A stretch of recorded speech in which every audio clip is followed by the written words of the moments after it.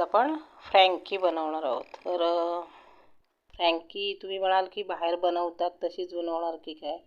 नाही, थोडीशी तशी आणि थोडीशी वेगळी.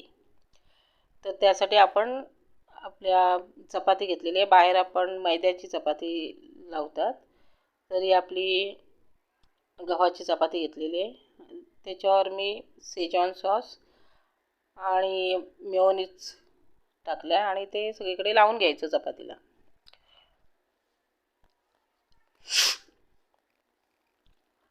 त्यानंतर ही बटाट्याची भाजी केलेली आहे. या भाजीमध्ये बटाटे उकडून घेऊन त्याच्यामध्ये आलं, लसूण आणि मिरची असा पेस्ट टाकून वरती कोथिंबीर आणि मीठ घातले.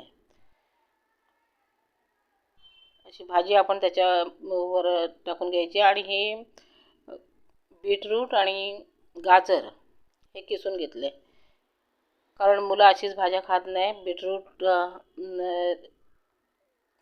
चांगलं असतं आणि गाजरही चांगलं असतं आपल्या डोळ्यांसाठी, तर त्यासाठी मी त्याचा वापर केला आहे त्याच्यामध्ये. याच्यामध्ये कोबी वगैरे घातली तरी चालते.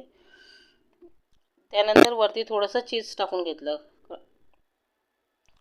आणि हे तव्यावर थोडंसं बटर किंवा तेल घालून मंद आचेवर दोन्ही साईडने शेकून घ्यायची.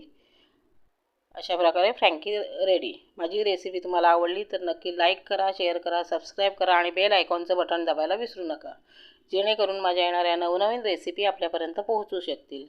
आणि कमेंट करायला विसरू नका. अशा प्रकारे आपण घरच्या घरी फ्रँकी करू शकतो. थँक्यू.